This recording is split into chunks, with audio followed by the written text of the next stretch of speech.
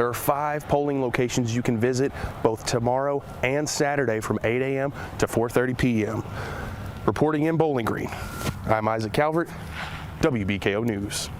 Yesterday, 2 of the biggest races took place here in the small town of Rochester, Kentucky, but there were no names on the ballot for mayoral or city council candidates. Beginning January 1st, 2023, Kentucky residents could start to see an increase to some of their utility bills like water, electric, gas, and sewer, in part to a 6% sales tax mentioned in Kentucky House Bill 8. I kind of feel like Luke Skywalker right now on the planet Hoth in The Empire Strikes Back, except I don't have a tauntaun to cut open to stay inside for warmth. And Leah, is it hot in there by chance? I know it's kind of cool out there, but is it kind of hot in there? Yes, it is definitely hot in here. The weather forecast says so, and humid. Yes, definitely. Well, hey, that's going to be all for me for Pumpkin Alley.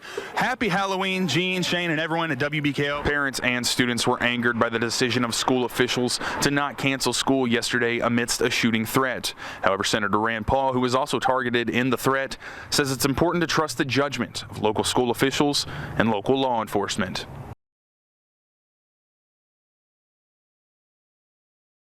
No justice! No peace!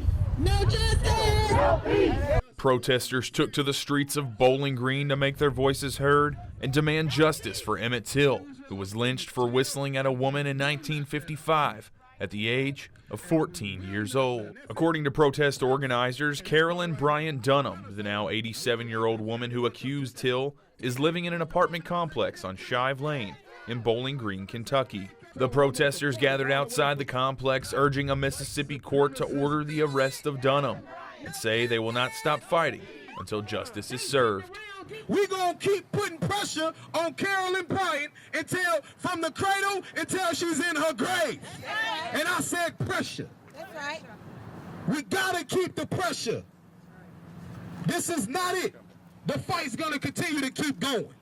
Bowling Green police and a private security agency surrounded the perimeter of the apartment complex, only allowing residents of the apartment into the vicinity. Priscilla Sterling, a distant cousin of Emmett Till, spoke to the crowd of protesters, saying the laws in the United States are unfair and unjust to people of color. The focus here today is about justice. It's about America. The laws are not pertaining to white people like they are to black.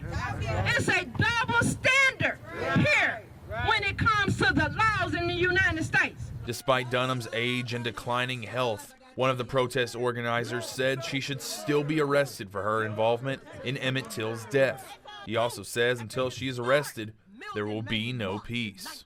As a man or woman soweth, that shall she also reap. Where there is justice, there can be no peace. Where there has been no justice, there will be no peace in the life of Carolyn Bryant. We have God's word on that. Come on now. It's just amazing that we survived. If we'd actually hadn't have made it 5 minutes, man, we wouldn't have made it. The Carnahan family is still trying to cope with losing everything after their mobile home was engulfed in flames and burned to the ground. I ain't got no shoes, I ain't got no boots, I ain't got nothing. I ain't got no clothes to put on, dude. Everything we own right there. Elizabeth Carnahan woke up her husband John saying she smelled smoke coming from inside their home. John was able to find the source of the fire, but it was too late. John, Elizabeth, and their 3 children, Gavin, JJ, and Marie, were able to evacuate their home safely after it had caught fire.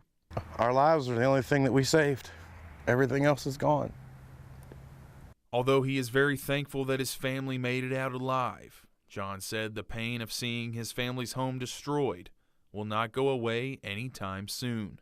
We had made so many plans and everything has just gone so wrong that it's not just the physical fact that we've lost everything, that we've lost our future plans.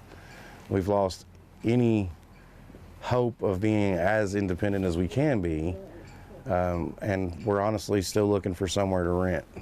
Carnahan says the amount of support he and his family have received is insurmountable, and that there is light at the end of the tunnel. You know, there are good people out there, and we have really come to find that our faith in humanity has been restored. I guess the only message that I would have for anyone is don't give up hope. keep moving forward. If you're not moving forward, then you're not gonna.